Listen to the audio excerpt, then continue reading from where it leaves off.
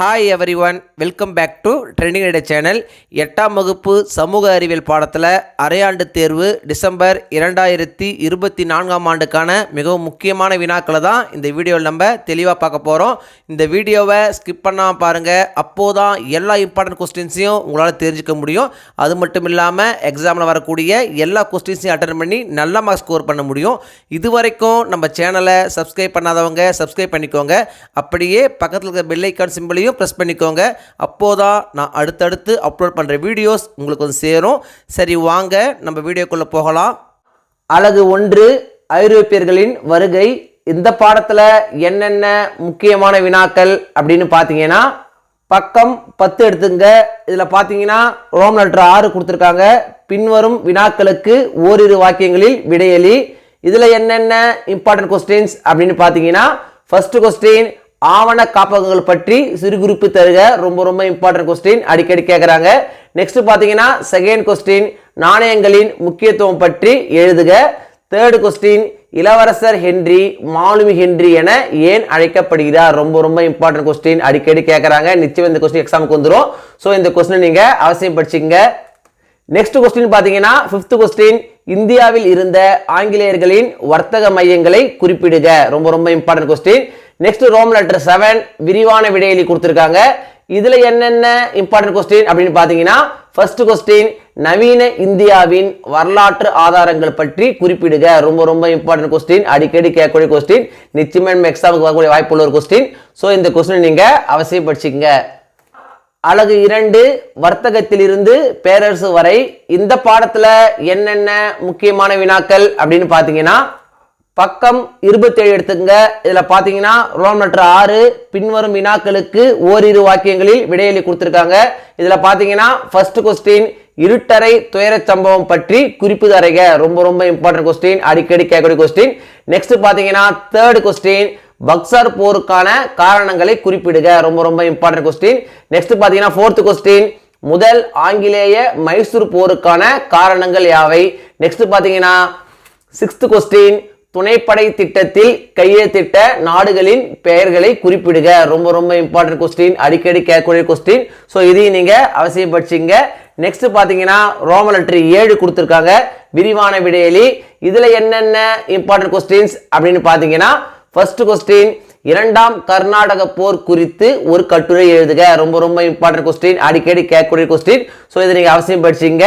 Next பாத்தீங்கன்னா third question, British ஆட்சியை விரிவுபடுத்த டல்ஹவுசி பிரபு கொண்டு வந்த கொள்கையை பற்றி விவரி. ரொம்ப இம்பார்ட்டன்ட் கொஸ்டின், அடிக்கடி கேட்கறாங்க. நெக்ஸ்ட் கொஸ்டின் பாத்தீங்கன்னா ஃபோர்த் கொஸ்டின், வெல்லஸ்லி பிரபு எவ்வாறு ஆங்கிலேய ஆதிக்கத்தை இந்தியாவில் விரிவுபடுத்தினார். இதுவும் பாத்தீங்கன்னா ரொம்ப இம்பார்ட்டன்ட் கொஸ்டின். இந்த லெசன்ல இந்த 3 கொஸ்டின்ல இருந்து நிச்சயமா ஒரு கொஸ்டின் நம்முடைய எக்ஸாமுக்கு வந்துடும். சோ இந்த 3 கொஸ்டின் நீங்க அவசியம் படிச்சுங்க. அலகு 3, கிராம சமூகமும் வாழ்க்கை முறையும்.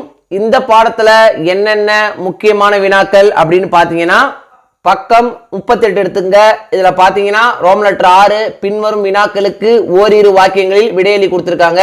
இதுல என்னென்ன இம்பார்ட்டன்ட் கொஸ்டின்ஸ் அப்படின்னு பாத்தீங்கன்னா, ஃபர்ஸ்ட் கொஸ்டின், நிரந்தர நிலவரி திட்டத்தின் சிறப்பு கூறுகள் ஏதேனும் இரண்டினை குறிப்பிடுக. ரொம்ப இம்பார்ட்டன்ட் கொஸ்டின், அடிக்கடி கேட்கறாங்க. நெக்ஸ்ட் பாத்தீங்கன்னா செகண்ட் கொஸ்டின், ரயத்துவாரி முறையின் சிறப்பு கூறுகள் யாவை. நெக்ஸ்ட் பாத்தீங்கன்னா தேர்ட் கொஸ்டின், மகள்வாரி முறையின் விளைவுகளை கூறுக. நெக்ஸ்ட் பாத்தீங்கன்னா ஃபிஃப்த் கொஸ்டின், சம்பரான் சத்தியாகிரகத்தில் மகாத்மா காந்தியின் பங்கினை குறிப்பிடுக. ரொம்ப இம்பார்ட்டன்ட் கொஸ்டின், அடிக்கடி கேட்கறாங்க. சோ இந்த கொஸ்டின் நீங்க அவசியம் படிச்சுங்க. நெக்ஸ்ட் பாத்தீங்கன்னா ரோமன் லெட்டர் 7, விரிவான விடையளி கொடுத்திருக்காங்க. இதுல பாத்தீங்கன்னா ஃபர்ஸ்ட் கொஸ்டின், நிலையான நிலவரி திட்டத்தின் நிறை குறைகளை விவாதிக்க. ரொம்ப இம்பார்ட்டன்ட் கொஸ்டின். நெக்ஸ்ட் பாத்தீங்கன்னா செகண்ட் கொஸ்டின், ஆங்கிலேயர்களின் நிலவரி திட்டங்கள் இந்திய விவசாயிகள் மீது ஏற்படுத்திய தாக்கங்கள் என்ன. ரொம்ப இம்பார்ட்டன்ட் கொஸ்டின், அடிக்கடி கேட்கறாங்க. சோ இந்த கொஸ்டின் நீங்க அவசியம் படிச்சுங்க. அலகு 4, மக்களின் புரட்சி.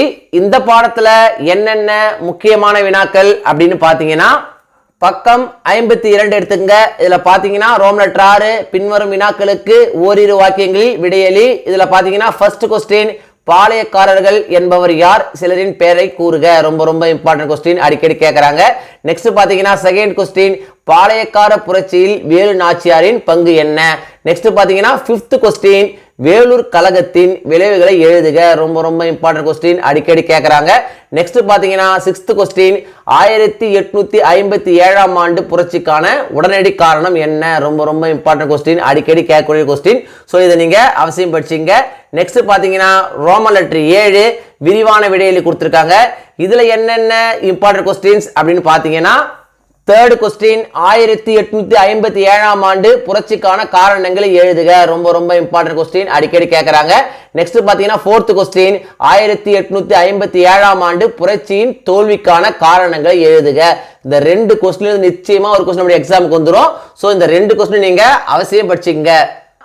அலகு 5 இந்தியாவில் கல்வி வளர்ச்சி. இந்த பாடத்துல என்னென்ன முக்கியமான வினாக்கள் அப்படின்னு பாத்தீங்கன்னா, பக்கம் 64 எடுத்துங்க. இதுல பாத்தீங்கன்னா ரோமன் லெட்டர் 6 பின்வரும் வினாக்களுக்கு ஓரிரு வாக்கியங்கள் விடையில கொடுத்திருக்காங்க. இதுல பாத்தீங்கன்னா 3rd கொஸ்டின், நாலந்தா பல்கலைக்கழகம் பற்றி உங்களுக்கு தெரிவது யாது? ரொம்ப ரொம்ப இம்பார்ட்டன்ட் கொஸ்டின், அடிக்கடி கேட்கக்கூடிய கொஸ்டின். சோ இதை நீங்க அவசியம் படிச்சீங்க. நெக்ஸ்ட் பாத்தீங்கன்னா 4th கொஸ்டின், இடைக்கால இந்தியாவில் இஸ்லாமிய கல்வியின் சாராம்சத்தை சுட்டிக்காட்டும். இதுவும் பாத்தீங்கன்னா ரொம்ப ரொம்ப இம்பார்ட்டன்ட் கொஸ்டின் தான், அடிக்கடி கேட்கக்கூடிய கொஸ்டின். சோ இதையும் நீங்க அவசியம் படிச்சீங்க. நெக்ஸ்ட் பாத்தீங்கன்னா 5th கொஸ்டின், காந்தியடிகளின் வார்தா கல்வி திட்டம் என்றால் என்ன? ரொம்ப ரொம்ப இம்பார்ட்டன்ட் கொஸ்டின், அடிக்கடி கேட்கக்கூடிய கொஸ்டின். சோ இதை நீங்க அவசியம் படிச்சீங்க. நெக்ஸ்ட் பாத்தீங்கன்னா ரோமன் லெட்டர் 7 கீழ்கண்டவற்றிற்கு ஒரு பத்தி அளவில் விடையளி கொடுத்திருக்காங்க. இதுல பாத்தீங்கன்னா 2nd கொஸ்டின், மெக்கலேயின் புகழ்பெற்ற அறிக்கை பற்றி சுருக்கமாக எழுதுக. ரொம்ப ரொம்ப இம்பார்ட்டன்ட் கொஸ்டின், அடிக்கடி கேட்கக்கூடிய கொஸ்டின். சோ இதை நீங்க அவசியம் படிச்சீங்க. நெக்ஸ்ட் பாத்தீங்கன்னா 4th கொஸ்டின், கோத்தாரி கல்விக்குழுவின் முக்கியமான பரிந்துரைகளை சுட்டி காட்டுக. ரொம்ப ரொம்ப இம்பார்ட்டன்ட் கொஸ்டின், அடிக்கடி கேட்கக்கூடிய கொஸ்டின், நிச்சயமா எக்ஸாம் வந்துரும். சோ இந்த கொஸ்டின் நீங்க அவசியம் படிச்சீங்க. அலகு 6 இந்தியாவில் தொழிலகங்களின் வளர்ச்சி. இந்த பாடத்துல என்னென்ன முக்கியமான வினாக்கள் அப்படின்னு பாத்தீங்கன்னா, பக்கம் 76 எடுத்துங்க. இதுல பாத்தீங்கன்னா ரோமன் லெட்டர் 6 பின்வரும் வினாக்களுக்கு ஓரிரு வாக்கியங்களை விடையில கொடுத்திருக்காங்க. இதுல பாத்தீங்கன்னா 2nd கொஸ்டின், செல்வ சுரண்டல் கோட்பாடு பற்றி எழுதுக. ரொம்ப ரொம்ப இம்பார்ட்டன்ட் கொஸ்டின், அடிக்கடி கேட்கக்கூடிய கொஸ்டின். சோ இதை நீங்க அவசியம் படிச்சீங்க. நெக்ஸ்ட் பாத்தீங்கன்னா 4th கொஸ்டின், இந்திய தொழில்துறை கூட்டமைப்பு பற்றி சிறு குறிப்பு எழுதுக. ரொம்ப ரொம்ப இம்பார்ட்டன்ட் கொஸ்டின். நெக்ஸ்ட் பாத்தீங்கன்னா 5th கொஸ்டின், தொழில்மயம் அழிதல் என்றால் என்ன? அடிக்கடி கேட்கறாங்க. ரொம்ப ரொம்ப இம்பார்ட்டன்ட் கொஸ்டின். சோ இதை நீங்க அவசியம் படிச்சீங்க. நெக்ஸ்ட் பாத்தீங்கன்னா ரோமன் லெட்டர் 7 விரிவான விடையில கொடுத்திருக்காங்க. இதுல என்னென்ன இம்பார்ட்டன்ட் கொஸ்டின்ஸ் அப்படின்னு பாத்தீங்கன்னா, 2nd கொஸ்டின், தோட்ட தொழில்கள் பற்றி விரிவாக எழுதுக. நெக்ஸ்ட் பாத்தீங்கன்னா 3rd கொஸ்டின், 1991ஆம் ஆண்டு சீர்திருத்தங்களுக்கு பிறகு தொழில்துறையின் வளர்ச்சியை விளக்குக. ரொம்ப ரொம்ப இம்பார்ட்டன்ட் கொஸ்டின், அடிக்கடி கேட்கறாங்க. சோ இந்த கொஸ்டின் நீங்க அவசியம் படிச்சீங்க. அலகு 7 ஆங்கிலேயர் ஆட்சியில் நகர்ப்புற மாற்றங்கள். இந்த பாடத்துல என்னென்ன முக்கியமான வினாக்கள் அப்படின்னு பாத்தீங்கன்னா, பக்கம் 86 எடுத்துங்க. இதுல பாத்தீங்கன்னா ரோமன் லெட்டர் 6 பின்வரும் வினாக்களுக்கு ஓரிரு வாக்கியங்களை விடையில கொடுத்திருக்காங்க. இதுல பாத்தீங்கன்னா 1st கொஸ்டின், நகர்ப்புற பகுதி என்றால் என்ன? ரொம்ப ரொம்ப இம்பார்ட்டன்ட் கொஸ்டின். நெக்ஸ்ட் பாத்தீங்கன்னா 2nd கொஸ்டின், மலை பிரதேசங்கள் காலனித்துவ நகர்ப்புற வளர்ச்சியில் தனித்துவமான அம்சமாக இருந்தது ஏன்? ரொம்ப ரொம்ப இம்பார்ட்டன்ட் கொஸ்டின், அடிக்கடி கேட்கறாங்க. நெக்ஸ்ட் பாத்தீங்கன்னா 3rd கொஸ்டின், மாகாண நகரங்கள் 3இன் பெயர்களை குறிப்பிடுக. அடிக்கடி கேட்கக்கூடிய கொஸ்டின், நிச்சயமா எக்ஸாம் வந்துரும். சோ இந்த கொஸ்டின் நீங்க அவசியம் படிச்சீங்க.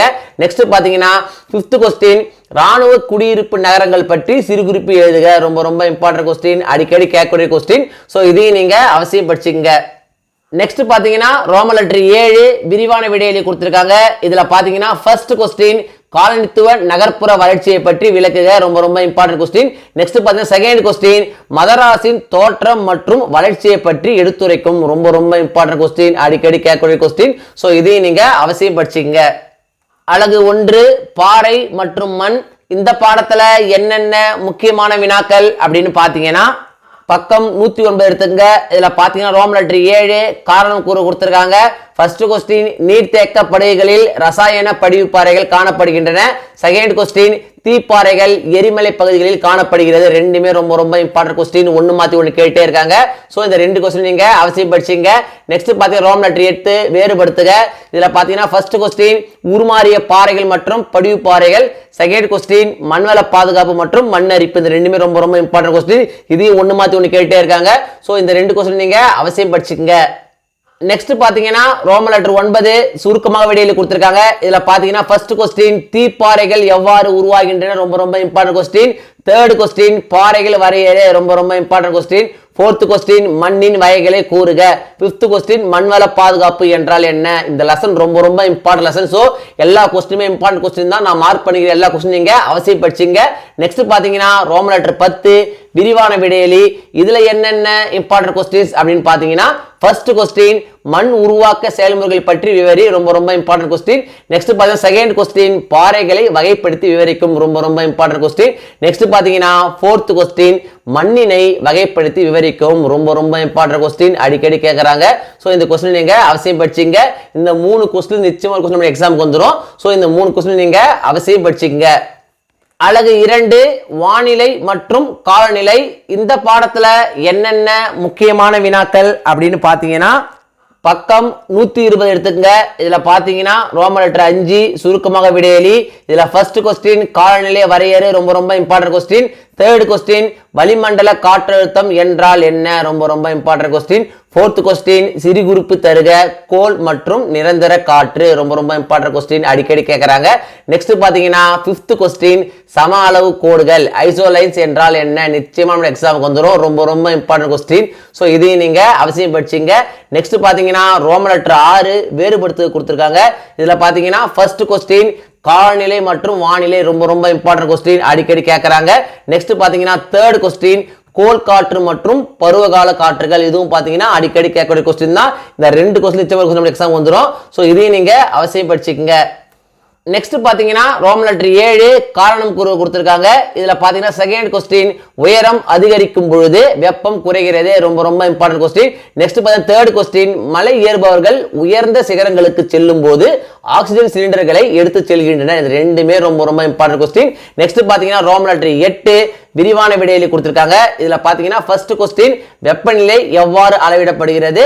செகண்ட் கொஸ்டின் காற்றையும் அதன் வகைகளை பற்றியும் விவரி. ரொம்ப ரொம்ப இம்பார்ட்டன்ட் கொஸ்டின். அடிக்கடி கேட்கக்கூடிய கொஸ்டின். சோ இந்த கொஸ்டின் நீங்க அவசியம் படிச்சீங்க.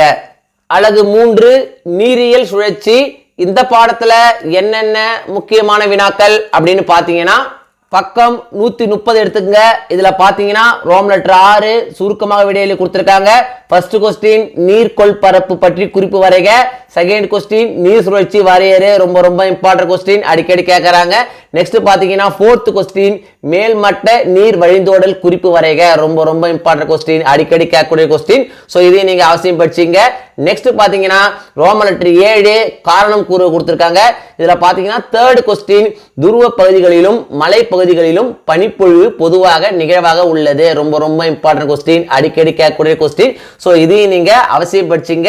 நெக்ஸ்ட் பாத்தீங்கன்னா ரோமன் லெட்டர் 8 விரிவான விடையலி கொடுத்திருக்காங்க. இதுல பாத்தீங்கன்னா ஃபர்ஸ்ட் கொஸ்டின் நீர் சுழற்சியின் பல்வேறு படிநிலைகளை படத்துடன் விவரி. ரொம்ப ரொம்ப இம்பார்ட்டன்ட் கொஸ்டின். அடிக்கடி கேட்கக்கூடிய கொஸ்டின். நிச்சயமா நம்ம எக்ஸாமுக்கு வந்துரும். சோ இந்த கொஸ்டின் நீங்க அவசியம் படிச்சீங்க. நெக்ஸ்ட் பாத்தீங்கன்னா 4th கொஸ்டின் நீர் வழிந்தோடல் மற்றும் அதன் வகைகளை விவரி. ரொம்ப ரொம்ப இம்பார்ட்டன்ட் கொஸ்டின். அடிக்கடி கேட்கக்கூடிய கொஸ்டின். சோ இதையும் நீங்க அவசியம் படிச்சீங்க. அலகு 4 இடம்பெயர்தல் மற்றும் நகரமயமாதல். இந்த பாடத்துல என்னென்ன முக்கியமான வினாக்கள் அப்படின்னு பாத்தீங்கன்னா பக்கம் 141 எடுத்துக்கங்க. இதுல பாத்தீங்கன்னா ரோமன் லெட்டர் 6 சுருக்கமாக விடையலி கொடுத்திருக்காங்க. இதுல ஃபர்ஸ்ட் கொஸ்டின் இடம்பெயர்தல் வரையறை. ரொம்ப ரொம்ப இம்பார்ட்டன்ட் கொஸ்டின். அடிக்கடி கேட்கக்கூடிய கொஸ்டின். நெக்ஸ்ட் பாத்தீங்கன்னா செகண்ட் கொஸ்டின் கிராமப்புறத்தில் இருந்து நகர்ப்புறத்திற்கு இடம்பெயர்வதற்கான முக்கிய காரணங்கள் யாவை. நெக்ஸ்ட் பாத்தீங்கன்னா 4th கொஸ்டின் இடம்பெயர்வுக்கான இழு காரணிகளில் ஏதேனும் 2 குறிப்பிடுக.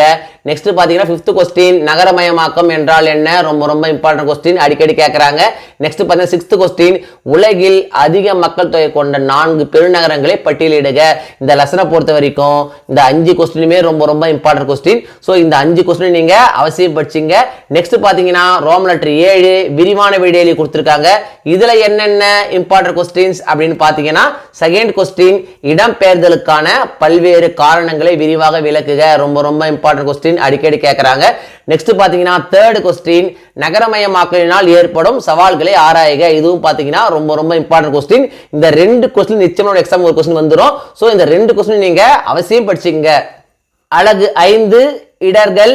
இந்த பாடத்துல என்னென்ன முக்கியமான வினாக்கள் அப்படின்னு பாத்தீங்கன்னா பக்கம் 153 எடுத்துங்க. இதுல பாத்தீங்கன்னா ரோமன் லெட்டர் 4 சுருக்கமாக விடையலி கொடுத்திருக்காங்க. இதுல பாத்தீங்கன்னா ஃபர்ஸ்ட் கொஸ்டின் இடர் வரையறை. ரொம்ப ரொம்ப இம்பார்ட்டன்ட் கொஸ்டின். நெக்ஸ்ட் பாத்தீங்கன்னா செகண்ட் கொஸ்டின் இடரின் முக்கிய வகைகள் யாவை? இதுவும் பாத்தீங்கன்னா இம்பார்ட்டன்ட் கொஸ்டின் தான். நெக்ஸ்ட் பாத்தீங்கன்னா தேர்ட் கொஸ்டின் அபாயகர கழிவுகள் பற்றி குறிப்பு எழுதுக. ரொம்ப ரொம்ப இம்பார்ட்டன்ட் கொஸ்டின், அடிக்கடி கேட்கறாங்க. நெக்ஸ்ட் பாத்தீங்கன்னா ஃபிஃப்த் கொஸ்டின் வறட்சியின் வகைகளை குறிப்பிடுக. இதுவும் பாத்தீங்கன்னா ரொம்ப ரொம்ப இம்பார்ட்டன்ட் கொஸ்டின் தான். நெக்ஸ்ட் பாத்தீங்கன்னா சிக்ஸ்த் கொஸ்டின் மலையடிவார பகுதிகளில் நாம் ஏன் குடியிருப்புகளை அமைக்க கூடாது? ரொம்ப ரொம்ப இம்பார்ட்டன்ட் கொஸ்டின், அடிக்கடி கேட்கக்கூடிய கொஸ்டின். ஸோ இதை நீங்க அவசியம் படிச்சீங்க. நெக்ஸ்ட் பாத்தீங்கன்னா ரோமன் லெட்டர் 5 வேறுபடுத்துக கொடுத்திருக்காங்க. இதுல பாத்தீங்கன்னா ஃபர்ஸ்ட் கொஸ்டின் இடர் மற்றும் பேரிடர், செகண்ட் கொஸ்டின் இயற்கை இடர்கள் மற்றும் மனிதனால் உருவாக்கப்படும் இடர்கள், தேர்ட் கொஸ்டின் வெள்ளப்பெருக்கு மற்றும் வறட்சி, ஃபோர்த் கொஸ்டின் நில அதிர்வு மற்றும் சுனாமி. இந்த நாலுமே ரொம்ப ரொம்ப இம்பார்ட்டன்ட் கொஸ்டின். இந்த நாளையுமே திருப்பி திருப்பி கேட்டுட்டே இருக்காங்க. ஸோ இந்த 4 கொஸ்டினுமே நீங்க அவசியம் படிச்சுங்க. நெக்ஸ்ட் பாத்தீங்கன்னா ரோமன் லெட்டர் 6 விரிவான விடையளி கொடுத்திருக்காங்க. இதுல பாத்தீங்கன்னா ஃபர்ஸ்ட் கொஸ்டின் காற்று மாசுபடுதலை பற்றி ஒரு கட்டுரை வரைக. ரொம்ப ரொம்ப இம்பார்ட்டன்ட் கொஸ்டின், அடிக்கடி கேட்கக்கூடிய கொஸ்டின். ஸோ இதை நீங்க அவசியம் படிச்சீங்க. நெக்ஸ்ட் பாத்தீங்கன்னா தேர்ட் கொஸ்டின் நிலச்சரிவிற்கான காரணங்கள் குறித்து விரிவான விளக்கம் தருக. ஃபோர்த் கொஸ்டின் நீர் மாசுபாட்டால் ஏற்படும் விளைவுகள் குறித்து விரிவாக விவாதிக்க. இந்த லெசன்ல பாத்தீங்கன்னா நிறைய கொஸ்டின்ஸ் கொடுத்திருப்பேன். ஏன்னு பாத்தீங்கன்னா இந்த லெசன் ரொம்ப ரொம்ப இம்பார்ட்டன்ட் கொஸ்டின், ஒன்னு மாத்தி ஒன்னு கேட்டே இருக்காங்க. எந்த கொஸ்டினும் அவாய்ட் பண்ண முடியாது. ஸோ இந்த லெசன்ல இருக்கிற எல்லா கொஸ்டினும் நீங்க அவசியம் படிச்சீங்க. நிச்சயமா பாத்தீங்கன்னா 1 or 2 5 மார்க்ஸ் உங்களால் அட்டெண்ட் பண்ண முடியும். ஸோ இந்த லெசனை நீங்க அவசியம் படிச்சீங்க. அழகு 6 தொழிலகங்கள். இந்த பாடத்துல என்னென்ன முக்கியமான வினாக்கள் அப்படின்னு பாத்தீங்கன்னா பக்கம் 163 எடுத்துங்க. இதுல பாத்தீங்கன்னா ரோமன் லெட்டர் 4 வேறுபடுத்த கொடுத்திருக்காங்க. ஃபர்ஸ்ட் கொஸ்டின் இரண்டாம் நிலை பொருளாதார செயல்பாடு மற்றும் மூன்றாம் நிலை பொருளாதார செயல்பாடு. ரொம்ப ரொம்ப இம்பார்ட்டன்ட் கொஸ்டின், அடிக்கடி கேட்கறாங்க. நெக்ஸ்ட் பாத்தீங்கன்னா செகண்ட் கொஸ்டின் வேளாண் சார்ந்த தொழிலகங்கள் மற்றும் கடல்வளம் சார்ந்த தொழிலகங்கள். ரொம்ப ரொம்ப இம்பார்ட்டன்ட் கொஸ்டின். நெக்ஸ்ட் பாத்தீங்கன்னா ரோமன் லெட்டர் 5 கொடுத்திருக்காங்க. சுருக்கமாக விடையளி. இதுல பாத்தீங்கன்னா ஃபர்ஸ்ட் கொஸ்டின் தொழிற்சாலை வரையறு, செகண்ட் கொஸ்டின் பொருளாதார நடவடிக்கை என்றால் என்ன? ரொம்ப ரொம்ப இம்பார்ட்டன்ட் கொஸ்டின், அடிக்கடி கேட்கக்கூடிய கொஸ்டின். ஸோ இதையும் நீங்க அவசியம் படிச்சுக்கங்க. நெக்ஸ்ட் பாத்தீங்கன்னா தேர்ட் கொஸ்டின் முக்கிய பொருளாதார நடவடிக்கைகளின் பெயர்களை எழுதுக. ரொம்ப ரொம்ப இம்பார்ட்டன்ட் கொஸ்டின். நெக்ஸ்ட் பாத்தீங்கன்னா ஃபிஃப்த் கொஸ்டின் தொழிலக அமைவிடத்திற்கு காரணமான காரணிகளை குறிப்பிடுக. ரொம்ப ரொம்ப இம்பார்ட்டன்ட் கொஸ்டின், அடிக்கடி கேட்கக்கூடிய கொஸ்டின். ஸோ இதையும் நீங்க அவசியம் படிச்சீங்க. நெக்ஸ்ட் சிக்ஸ்த் கொஸ்டின் பின்வருவற்றிற்கு சிறு குறிப்பு தருக. பெரிய அளவிலான தொழிலகங்கள், சிறிய அளவிலான தொழிலகங்கள். ரொம்ப ரொம்ப இம்பார்ட்டன்ட் கொஸ்டின், அடிக்கடி கேட்கக்கூடிய கொஸ்டின். ஸோ இதை நீங்க அவசியம் படிச்சீங்க. நெக்ஸ்ட் பாத்தீங்கன்னா ரோமன் லெட்டர் 6 விரிவான விடையளி கொடுத்திருக்காங்க. இதுல பாத்தீங்கன்னா ஃபர்ஸ்ட் கொஸ்டின் மூலப்பொருட்களின் அடிப்படையில் தொழிலகங்களை வகைப்படுத்தி விளக்குக. ரொம்ப ரொம்ப இம்பார்ட்டன்ட் கொஸ்டின், அடிக்கடி கேட்கக்கூடிய கொஸ்டின். நெக்ஸ்ட் பாத்தீங்கன்னா செகண்ட் கொஸ்டின் தொழில் அமைவிடத்தை நிர்ணயிக்கும் புவியியல் காரணிகளை விளக்குக. இதுவும் பாத்தீங்கன்னா ரொம்ப ரொம்ப இம்பார்ட்டன்ட் கொஸ்டின். நிச்சயமா எக்ஸாம் வந்துடும். இந்த 2 கொஸ்டின் நிச்சயமா ஒரு எக்ஸாம் வந்துடும். ஸோ இந்த 2 கொஸ்டின் நீங்க அவசியம் படிச்சீங்க. அழகு 7 கண்டங்களை ஆராய்தல். ஆப்பிரிக்கா, ஆஸ்திரேலியா மற்றும் அண்டார்டிகா. இந்த பாடத்துல என்னென்ன முக்கியமான வினாக்கள் அப்படின்னு பாத்தீங்கன்னா பக்கம் 183 எடுத்துக்கங்க. இதுல பாத்தீங்கன்னா ரோமன் லெட்டர் 5 சுருக்கமாக விடையளி கொடுத்திருக்காங்க. இதுல பாத்தீங்கன்னா ஃபர்ஸ்ட் கொஸ்டின் ஆப்பிரிக்கா தாய்கண்டம் என அழைக்கப்படுவது ஏன்? ரொம்ப ரொம்ப இம்பார்ட்டன்ட் கொஸ்டின். நெக்ஸ்ட் பாத்தீங்கன்னா செகண்ட் கொஸ்டின் ஆப்பிரிக்காவின் முக்கியமான ஆறுகள் யாவை? தேர்ட் கொஸ்டின் ஆஸ்திரேலியாவின் நிலத்தோற்ற பிரிவுகள் யாவை? நெக்ஸ்ட் பாத்தீங்கன்னா ஃபிஃப்த் கொஸ்டின் ஆஸ்திரேலியாவின் பொருளாதார நடவடிக்கைகள் ஏதேனும் 4 குறிப்பிடுக. ரொம்ப ரொம்ப இம்பார்ட்டன்ட் கொஸ்டின், அடிக்கடி கேட்கக்கூடிய கொஸ்டின். ஸோ இதை நீங்க அவசியம் படிச்சீங்க. நெக்ஸ்ட் பாத்தீங்கன்னா ரோமன் லெட்டர் 6 வேறுபடுத்துக. இதுல பாத்தீங்கன்னா ஃபர்ஸ்ட் கொஸ்டின் சாஹேல் மற்றும் சகாரா. நெக்ஸ்ட் பாத்தீங்கன்னா தேர்ட் கொஸ்டின் பெரிய பவளத்திட்டு மற்றும் ஆர்டிசியன் வடிநிலம். ரொம்ப ரொம்ப இம்பார்ட்டன்ட் கொஸ்டின், அடிக்கடி கேட்கக்கூடிய கொஸ்டின். ஸோ இதை நீங்க அவசியம் படிச்சீங்க. நெக்ஸ்ட் பாத்தீங்கன்னா ரோமன் லெட்டர் 7 காரணம் கூறு கொடுத்திருக்காங்க. இதுல பாத்தீங்கன்னா ஃபர்ஸ்ட் கொஸ்டின் எகிப்து நைல் நதியின் நன்கொடை என அழைக்கப்படுகிறது ஏன்? ரொம்ப ரொம்ப இம்பார்ட்டன்ட் கொஸ்டின், நிச்சயமா எக்ஸாமுக்கு வந்துடும். ஸோ இந்த கொஸ்டின் நீங்க அவசியம் படிச்சீங்க. நெக்ஸ்ட் பாத்தீங்கன்னா செகண்ட் கொஸ்டின் வெப்ப பாலைவனங்கள் கண்டங்களின் மேற்கு விளிம்புகளில் அமைந்துள்ளன. இதுவும் பாத்தீங்கன்னா அடிக்கடி கேட்கறாங்க. நெக்ஸ்ட் ரோமன் லெட்டர் 8 விரிவான விடையளி கொடுத்திருக்காங்க. இதுல பாத்தீங்கன்னா செகண்ட் கொஸ்டின் அண்டார்டிகா கண்டத்தின் தாவரங்கள் மற்றும் விலங்கினங்கள் பற்றி விவரி. ரொம்ப ரொம்ப இம்பார்ட்டன்ட் கொஸ்டின். நெக்ஸ்ட் பாத்தீங்கன்னா தேர்ட் கொஸ்டின் ஆப்பிரிக்காவின் இயற்கை பிரிவுகளை எழுதி அவற்றில் ஏதேனும் ஒன்றினை விளக்கம். இதுவும் பாத்தீங்கன்னா ரொம்ப ரொம்ப இம்பார்ட்டன்ட் கொஸ்டின். இந்த 2 கொஸ்டின் நிச்சயமா எக்ஸாம் ஒரு கொஸ்டின் வந்துடும். ஸோ இந்த 2 கொஸ்டின் நீங்க அவசியம் படிச்சீங்க. அழகு 1 மாநில அரசு எவ்வாறு செயல்படுகிறது? இந்த பாடத்துல என்னென்ன முக்கியமான வினாக்கள் அப்படின்னு பாத்தீங்கன்னா பக்கம் 209 எடுத்துங்க. இதுல பாத்தீங்கன்னா ரோமன் லெட்டர் 6 கீழ்காணும் வினாக்களுக்கு ஓரிரு வார்த்தைகளை விடையெழுதி கொடுத்திருக்காங்க. ஃபர்ஸ்ட் கொஸ்டின், மாநில சட்டமன்றத்தின் இரு அவைகளின் பெயர்களை எழுதுக.